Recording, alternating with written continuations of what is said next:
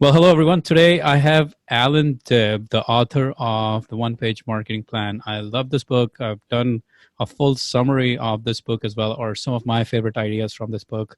I don't know if I call it a summary or some of my favorite ideas. Love the book, marketing book, and I'm really excited to have Alan on the show. Alan, welcome.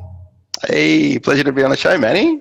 Thank you, man. Thanks for being here. And before I get into the book, I want to learn about your personal story, your business story, really, and your marketing story, because there's a marketing book, and what led you to writing this book. Yeah, so look, my business story really starts. I started my first business as a dead broke IT geek.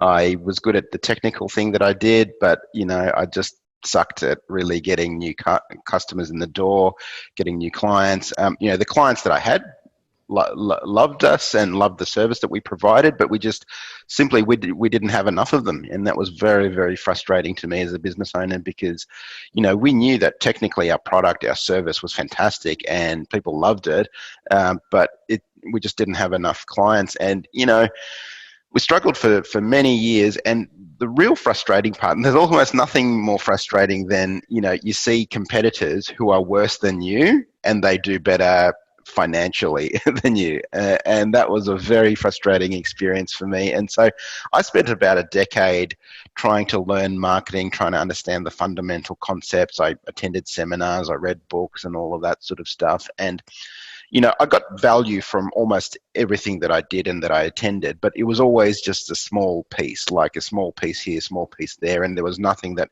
kind of put it all together. And so with the book, I wrote the book that I wish I had when I was starting, that would really put it together in a full start to end concept and take me through that step by step. And so that's the book that I wrote. I wrote a book that can take you from not knowing anything about marketing to a very sophisticated direct response marketing plan. And so that's been my journey. Yeah, that's definitely the book, because it's the reason why I love the book is because it's so comprehensive. Starts from the early stage, like the total stages of a customer's life cycle. In some ways, it goes through the whole journey rather than bits and pieces of the marketing puzzle. But I really want to understand, how did things turn around for you from being the IT geek to now you have a marketing, now you run SuccessWise and other businesses. Yeah. So tell us that part of the journey as well. What changed, how it changed, and what led you to where you are today? So one of the biggest mindset shifts for me was, I was talking to one of my mentors and I was saying, if only people knew how good our service was. And he stopped me right there and he said, hang on. When do people know how good you are? And I said, well, obviously after they've dealt with us. And he goes, okay, so after they buy, right? Before they buy, they don't know how good your product or service is. They only know how good your marketing is. So your job is to become a marketer of IT services, not an IT guy who just does marketing on the side. And that was, boom, a massive mindset shift to me. And I find that the same with my clients now, that we need to go from that mindset shift of, you're not a doctor, you're not a lawyer, you're not an IT guy, but you're a person who markets medical services or markets legal services or markets IT products and services. So having that mindset shift was a big thing early on. Now, of course, you need more than mindset, you need implementation. And so I struggled for a long time with, how do I implement? How do I implement? How do I how do I learn copywriting? How do I do all of those things? And I spent a long time, and I probably spent too much money and too much time learning it by trial and error. I really should have gone to mentors earlier. I should have bought the courses earlier. I should have done the masterminds and mentorship earlier, and that would have helped shortcut the process. But anyway, that was my journey. Anyway, I ended up growing that business, and it grew nationally.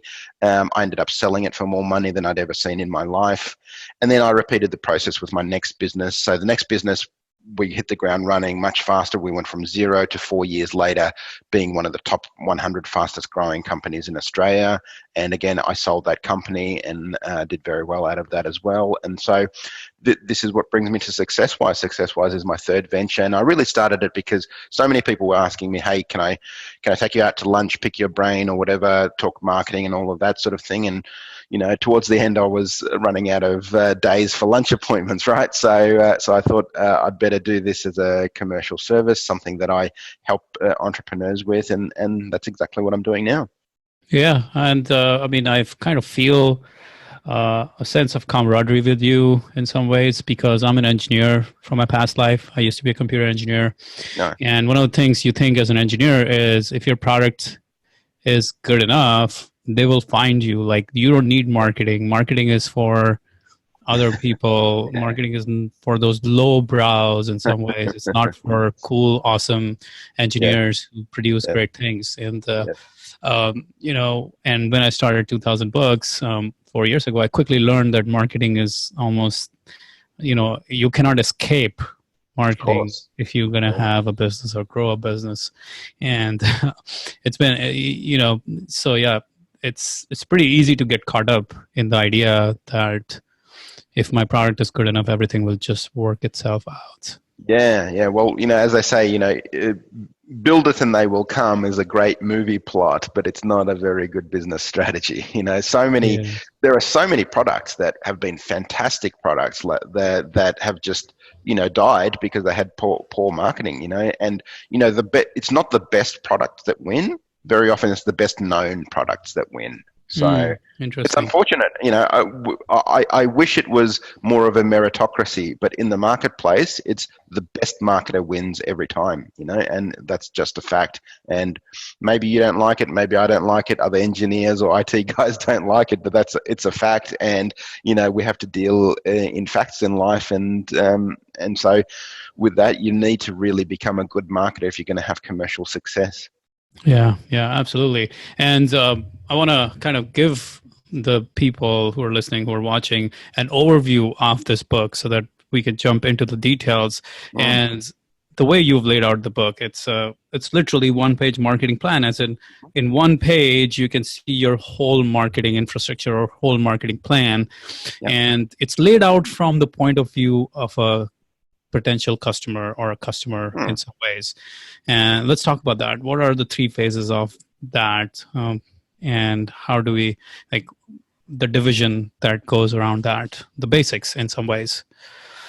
Yeah, so the basics are the before, the during, and the after. And so they're the three phases, the three major phases of the marketing process, because a lot of people think about just the before. How do I attract customers? How do I get people Mhm. to click on my ad? How do I get people to opt in? And they're important things, but very often the real money is made in the after phase. So after someone has their first transaction with you, that's when the trust is highest. That's when someone is going, has trusted you enough to part with some money. And a lot of people then focus, okay, great, so how do we get our next client? How do we get our next client? And that's fine, there's nothing wrong with moving to the next client and so on, but the real money is made in lifetime value of customers that we have, in upselling, in providing them with a greater quantity or greater quality, or making sure that they're taken care of on a regular basis, and building that tribe of raving fans rather than being transactional with the business. So hugely important, makes a massive difference to the bottom line. Like if you think about lifetime value, like not just about front end acquisition of clients, but about the actual lifetime value, massive shift in your results. Yeah. So, I mean, in the book, we're basically tracing the whole customer's journey in some ways, from before, during, and Hmm. after, as in what you need to do before, what you need to do during, or let me kind of rephrase it for people who are listening. Before someone becomes a lead, during the phase in which they are a lead, and then after is once they have become a customer. After, what do you do? And what you're saying is a lot of the marketing focus needs to be on the after phase, where once you have acquired the customer, once you have made a sale, how do you actually repeat the sale or make upsells, or do different kinds of offers to them in order to increase your overall business? And it's not just, that's exactly right. And it's not only just selfish to how do we increase our business or how do we squeeze more out of the customer. It's about how do we give them better value and a better experience. Like if someone's not buying your product in enough quantity or enough frequency or enough quality, they're going to have a suboptimal experience. So how do we make sure that they have an awesome experience? Because if someone has an awesome experience, that's when they become raving fans. That's when they become net promoters, and that's when they spread the word. And sometimes it's not obvious. Like for example, I recently switched internet providers, and the reason I switched internet providers was because my old internet provider, they were fit for purpose when I bought the service many years ago, but now you've got Netflix, now you've got streaming radio, you've got all sorts of streaming services, and it's no longer fit for purpose. So that created an event where I'm thinking, right, this is no longer fit for purpose. I need to go shopping for something else. Now, my ISP should have had a look at my usage patterns and said, hey, hang on, we should put you to the next plan up because you're really not was fit for purpose a couple of years ago but is no longer. So taking care of the customer and making sure that they get buying the product in enough quantity, enough quality, enough frequency to make sure that they're still getting a great experience, not just on the day that you sold it but down the track as they use your product, as they use your service. So in some ways, it's like spending maximum efforts on the customers you've already acquired. Exactly. Is the key to winning in marketing. Exactly. And so, one of the way I heard a phrase the other day, it said one of the best ways to get new business is to speak to old business. Because I love it. Because people's requirements change, people's situations change, and maybe they were doing a small amount of business with you before, but they're ready to do a lot more. And if you're not taking care of them, then that can create a churn event. That can create an event where they open Google and search for someone in your industry who can provide them a better level of service. Mm-hmm. And for a lot of the customer, for people who are listening, I mean, one of the things that's really important to understand, and I think you talk about that in the book as well, is that an existing customer is like maybe 10, 20 times more likely to buy compared to a new person that you have to acquire, new customer you have to acquire. That's exactly right. It's very expensive to acquire a new customer, and more so now with pay-per-click rates keep going up and up and up. Assuming that you're using pay-per-click or any other media over time can get more expensive. So it's costly to acquire a customer. So your best time and effort is often spent either taking care of existing clients, or reactivating old clients, or getting people in the past who haven't bought from you to buy. Now, I'm not saying you ignore brand new customer acquisition. Of course, you acquire new customers as well. But very often people are sitting on a mountain of gold. They've got a list of past clients who've bought from them in the past, or they've got people who have left to another competitor, or people who maybe got a quote but didn't go ahead with it. So you're sitting on a mountain of gold, and running a reactivation campaign can be very good low-hanging fruit. Mm-hmm. And I think of marketing as a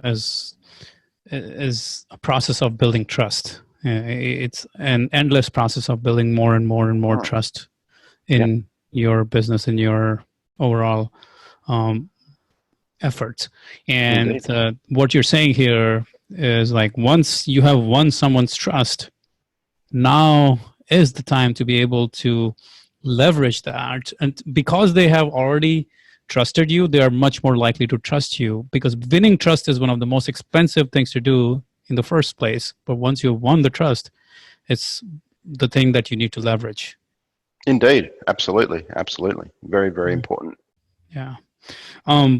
So early on, in the early phases of building the business, going back to the before phase, there are three things that that stood out to me in a marketing campaign. The three key components of a marketing campaign, which is the market, the media, and the message. Right? Market, the media, and the message. It's like a triangle. If you think about it, the three M's of the before phase, and the market itself is something that a lot of entrepreneurs get wrong, because the assumption is that we need to market to everyone, or we Mhm. should be marketing to a lot of people, or we should be going after a giant pool. And that's probably uh, one of the most dangerous ways to just sink your business before you even get it off the ground.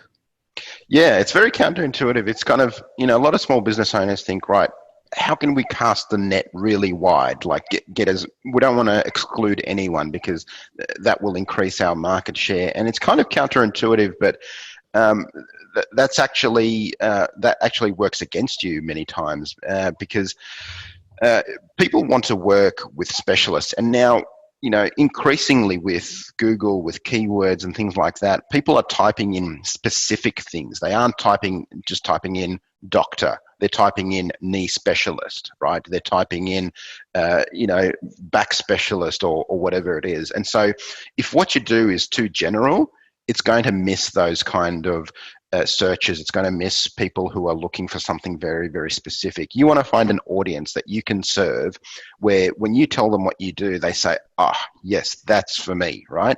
So that's when the magic happens. But when you create a laundry list of services, when you say, look, we do everything for everyone, we do 1, 2, 3, 4, and we do it for everybody, right?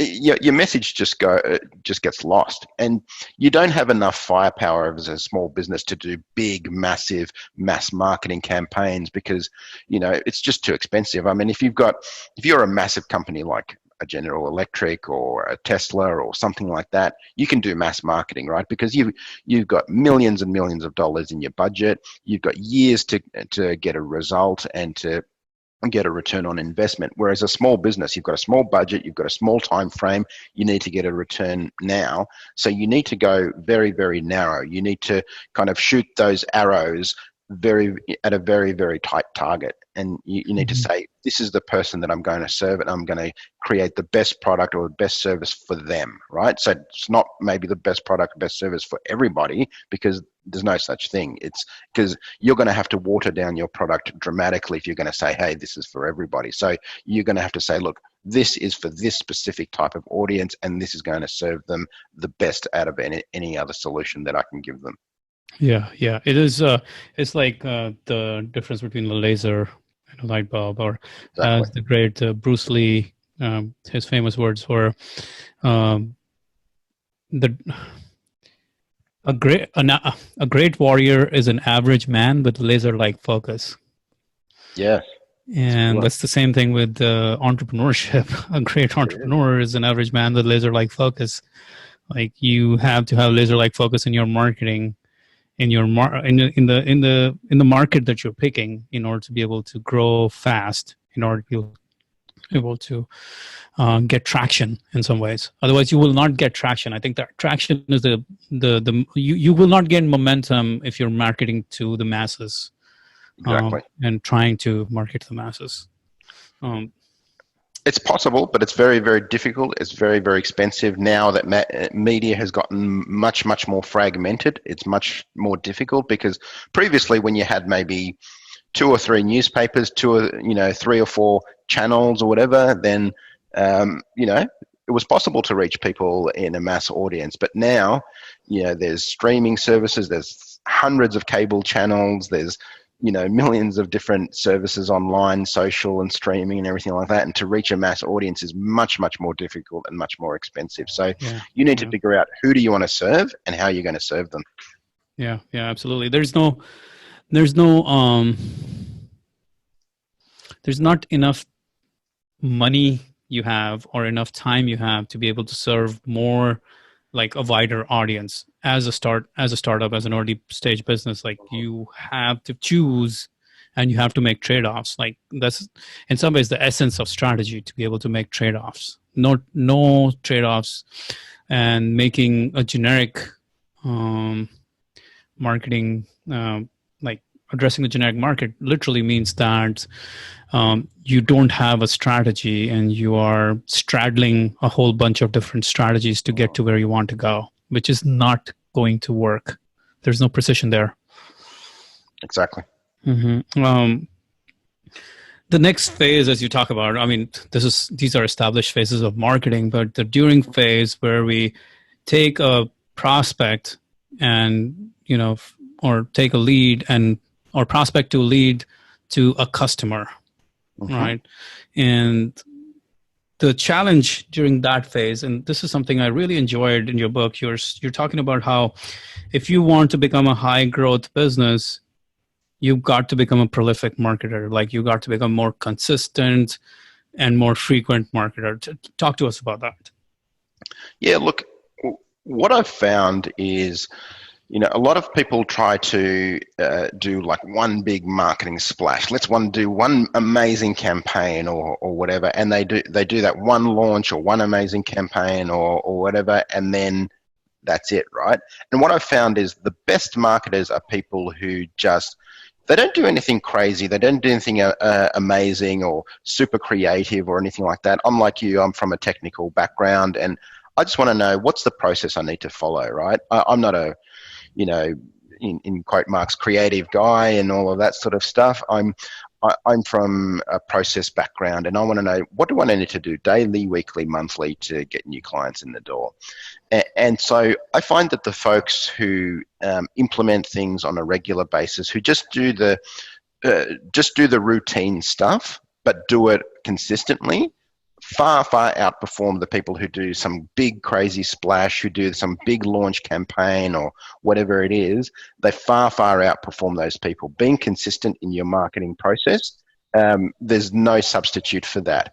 And you will far, far outweigh those people. So I say to people, you need to be a prolific marketer. Do something every day from a marketing perspective. Do something daily, weekly, monthly. And that's what I do in my coaching program. I work with people on what are we going to do daily? What are we going to do weekly? What are we going to do monthly? And that doesn't mean that you as the business owner have to be doing it all. You of course build your team, you have a process in place, but you need to be across the strategy. You need to know this is what we're doing, this is who we're targeting, this is why we're doing it, and then have some of those metrics and KPIs in place. So, you know, thinking of your marketing not as an event, but as a process.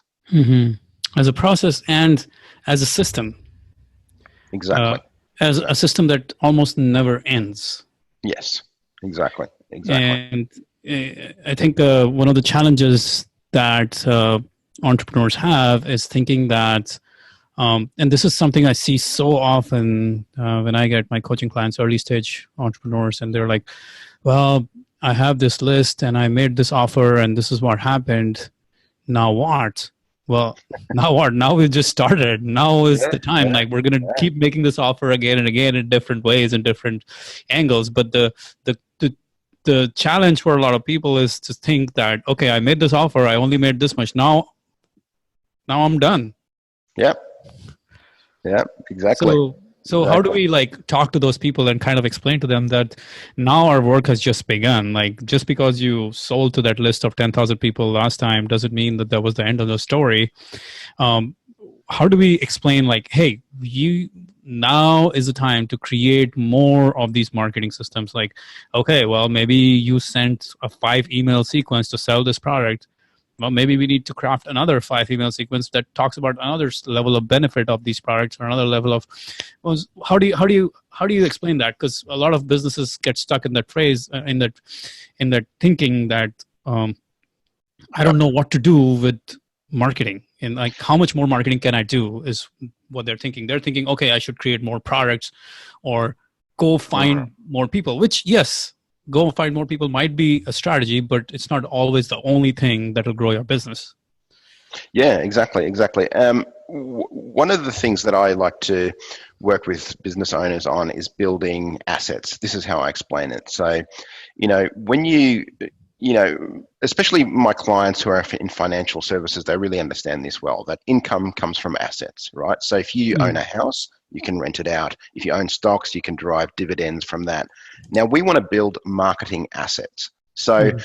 how do we build assets that are going to generate lead flow on a ongoing basis? And it's kind of like if you build an oil well, you can pull oil out of the ground for a long time. That's an asset, right? It takes a lot of time, takes a lot of effort to build that, but once you build it, it's just maintenance, and then you're literally almost pulling money out of the ground.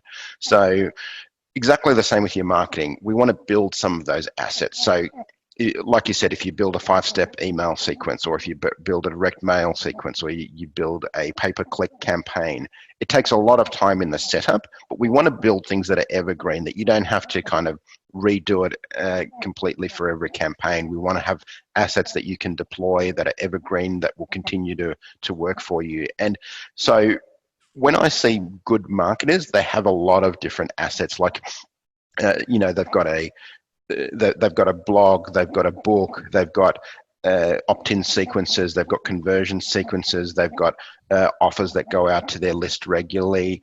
And so a lot of these things can be set up in a way that they're evergreen, that they don't expire, especially if you're in an industry that's not, things aren't changing very, very fast. Like if you look at marketing, 100 years ago, market, message, media was relevant. In 100 years from now, market, message, and media will still be relevant. Yes, there's different technologies. Yes, there's different ways of doing it, all of that sort of stuff. But the fundamentals are the same, and they will continue to be the same. So, and I think most industries are the same. The fundamentals are the same. And so you need to build assets that really cater to that are evergreen and that will help make your business more valuable. So rather than doing things that are done today and then lost tomorrow, I want to help people focus on building those assets, because income comes from assets. That's really good. Income comes from assets. Like that's a really important distinction, especially in marketing, because I think in the field of information products and content marketing, I don't know how many of those people you deal with, probably quite a few. What you will often find is the content marketing people or content first businesses, those people love creating content, but not so much creating marketing. Yes. Right? And that's why marketing assets don't get created. Yep. Or they don't get deployed consistently. Yep, indeed. Yeah. And what has been your philosophy in creation of marketing systems and deployment of marketing systems? How do you go about working with your clients to ensure that marketing systems are being deployed, marketing is being activated across the board consistently, frequently, repeatedly? Yeah, so we start working on the strategic plan. So, and this is like the big picture. This is the map. Where do we want to go? How are we going to take people through the journey? Let's not worry about the technical details of how do I set my CRM up? How do I set my landing page up? Let's just go through the high level strategy. And that's essentially the one-page marketing plan. Mm-hmm. We talk about media, we talk about messaging, we talk about target market, we talk about how do we nurture those leads, how do we convert those leads, how do we deliver a world-class experience, how do we derive referrals, how do we upsell and give them more value. So we outline all of that, right? We get the strategy right. It's kind of like, I recently moved into this house. I was building it for the last 2 years, and the first 6 months there was nothing happening on this block of land, right? Because we were working with the architect, we were working with the council, and I walked into the architect's office. I said, look, I want a 6-car garage, I want a rooftop terrace, I want this and that. And he's like, whoa, hang on. Tell me about your lifestyle. Do you have children? Do you entertain a lot? Do you work from home? Do you work from an office? So tell me all of that. And I thought, isn't that interesting?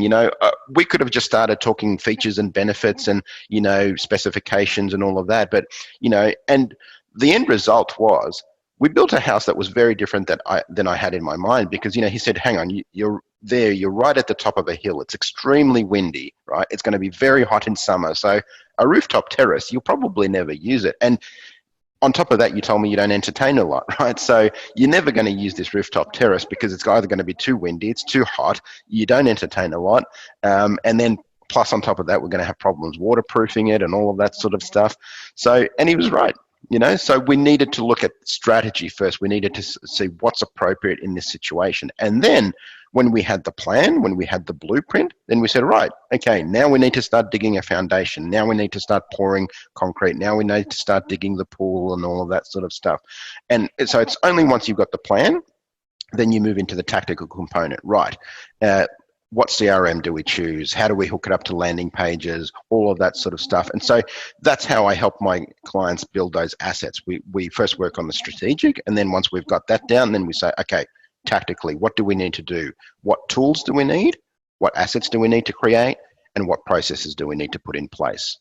And so if we decide, right, it's a good idea for us to be doing regular email marketing sequences, we might sit down and choose a CRM. We might say, look, which one's appropriate for you? Are you in a B2B market? Are you in a B2C market? Are you going to have to have extra fields and things like that? And we choose something appropriate. We choose the tool. Then we say, okay, we need to build some assets. So some assets would be, say, like a 5-step email sequence, right? So we need to write some copy. We need to decide, what sequence we're going to put them in, how are we going to create urgency, and so on and so forth. And then we need to create processes. We need to say, right, who is going to do what and when? So we might say, look, John in the business on the first of every month is going to send an email newsletter to all of our clients. And then we put metrics behind that. We see, is John on track or is John off track? And that's essentially how I work with clients to build their marketing assets. That's the high level process. Right. And yeah, that makes total sense here. One of the things I really enjoyed in the book, you said that if you want to have dramatic growth in a short time, you've got to just do a lot more marketing. You have to create and deploy a lot more marketing systems. You have to create more marketing systems, or not create more marketing systems, but deploy more marketing into your business in order to become a high growth business. And that's always stuck with me in the sense of like, okay, we're constantly deploying or creating or learning about, okay, what is it that we should be marketing, how should we be marketing it, and what kind of systems or what kind of marketing can I deploy at any given time, what kind of systems I can create to make sure that the marketing gets done or make sure the marketing gets deployed. And that's kind of the thinking behind a lot of that, behind a lot of what you were talking about, as in how to become a high growth business. Exactly. In some ways. Now, one of the things that I think we started the interview talking about it, which was like, if you want to grow your business, you want to focus on your existing customers. And the key there is that the more you spend on more higher probability prospects and leads, the more you have chances of winning, right? Because early on, the leads, before someone is even a lead, we don't really know like how probable they are to become, well, we have our conversion percentages and things like that. But the challenge is if we spend too much effort on that compared to actually spending effort on the ones who are already higher probability, we're going to win we're going to win more if we spend more effort on the ones that have shown their hands again and again and again. Of course. Yeah. And in terms of the 3 phases, do you kind of look at it as like, okay, where is there some sort of a rule, 80-20, 80-10-10, 50-40, 50, or have you ever done any kind of analysis like that to see, okay, well, where should a business spend more of its efforts in the before, during, after? Like, what's the ratio of that marketing effort to be deployed or marketing budget to be deployed? Yeah, look, it's highly dependent on the business where they are in maturity in their growth phase. Like a brand new startup, they need to concentrate 100% on new customer acquisition. A business where they're reasonably mature, they've got a big database, maybe a database that's not being contacted regularly. We really need to start on a reactivation campaign. We need to start with engagement with past prospects, past clients, and things like that. So it depends where you are in the life cycle, and you need to see what assets you have that we can already leverage. Like, how can we make the most of what you already have rather than trying to reinvent the wheel? So if you're sitting on a large database, if you're sitting on particular assets, like I've worked with clients where they've said, we've got this library of video content that we've actually never used, and I'm like, wow, let's get this deployed, let's use this. So it's a matter of seeing what do you already have that we can leverage and make better use of before we start doing new things. So, and it also, of course, depends on where you are in the startup life cycle. Mm-hmm. Leverage what you already have. I think that's the key component here. No matter what stage of the business it is, there's always something that exists that that can be leveraged rather than just constantly looking for new things to do. Hmm. Which, as a founder, which as an entrepreneur, that's the sexy new thing. It's the shiny object syndrome, right? Yes, indeed, indeed. Right, just going after the newest thing. And even though, like, I remember from the early days of building 2000 books, I was just wrapping up my YouTube channel, and just when we were building some sort of following, maybe I had like 3 4 thousand subscribers, I had the brilliant idea of also starting my podcast.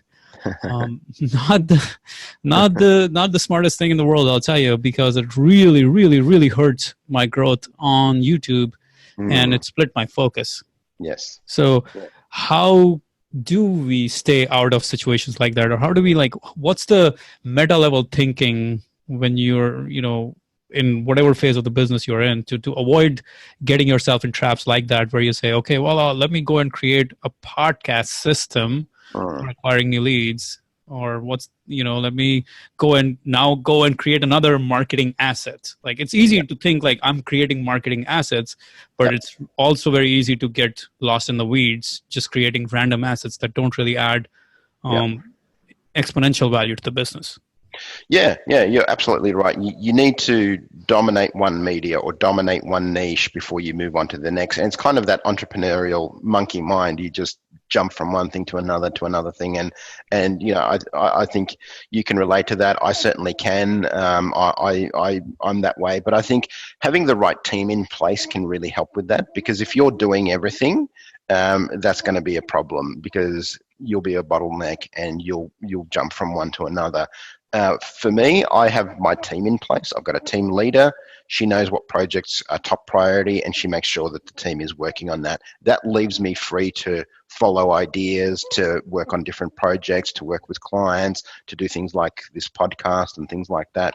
So, for me, team really helps with that, because you hire the right people to execute on the stuff that is important, and then that leaves you as an entrepreneur free to kind of follow your vision and follow new things and all of that, and some things will come to fruition, and some things won't. But to me, team is that essential ingredient. Interesting. So having a team that actually knows its roles and responsibilities, so that they are keeping you accountable and not letting you just run off on different tangents when you had set the vision that this is what we're going to be Yeah. doing this quarter or this 6 month period or this year. Yep, and they are there to often remind me about some of the stuff that's working. Like, for example, one of the strategies that we've been using is very short 1 minute videos on social media, and we've got heaps of engagements. And I have my team leader prompting me saying, "Look, we need some more video content." So they do the editing, they do the captioning, they do the uploading, they do all of the heavy lifting. I just need to create the content. I need to shoot the video, grab my iPhone or grab my GoPro or whatever it is, and create that, a bunch of 1 minute videos. But they're there to remind me, hey, Alan, look, this stuff's working really well. We're getting a lot of engagement. Let's do some more.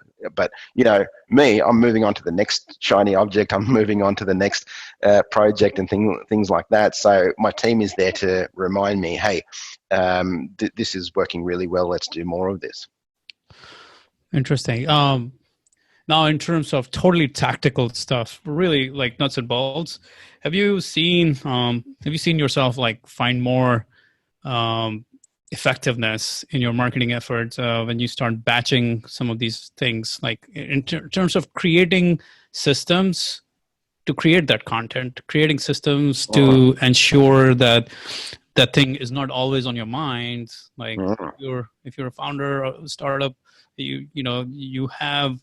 you're like constantly thinking of marketing. Hopefully, maybe there's a way to like say, okay, well, I'm batching my marketing effort on this day or this time of the week or this time of the month or whatever it is. What have you found to be effective?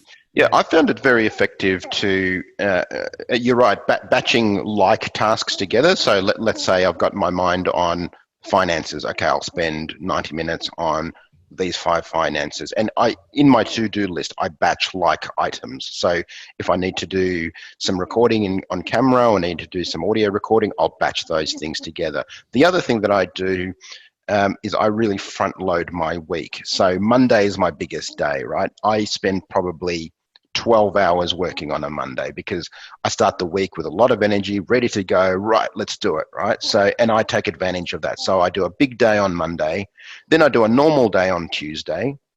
On a Wednesday, I'll probably do a 3/4 of a day.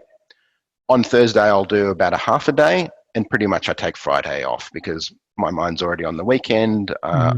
I do a little, chill out with the wife, chill out with the family, all of that sort of stuff, and it's almost like a 3-day weekend every week. Now, that doesn't mean I do no work on a Friday. Maybe sometimes I'll do a couple of client calls in the morning or something like that. But generally speaking, I've got not much on a Friday, and my Monday is really, really heavily loaded. So I front load my week. It sort of matches my energy throughout the week, where I start the week off really, really strong, and then energy wanes as you get to Thursday, Friday. Or do you also do some batching in terms of my marketing? Like, okay, Mondays are my marketing days, or Tuesdays are my marketing days, or yeah, or Yep. So I've got recurring items that I do on certain days. So certain days I allocate to, right, this is a day for client calls, or this is a day for writing content, or those sorts of things. The other thing that I do is I use my mornings wisely. So rather than opening up my email and seeing random things, I like to write first thing in the morning because again, I'm fresh and I've got ideas and I can get those out. Yeah, that's really good. That's like what they call eating the frog, as in doing the most important thing first, Yeah. even though it's the ugliest thing Yes. sometimes. One of the things that I keep going back to, and you've talked about it in different frames and different ways. You talk about how products make you money, but systems make you a fortune. So when I read that line, I don't know where you came up with it or where you read it or what the origin of that line was. Like when I read it, I was like, man, this is really good. So expound on that a little bit.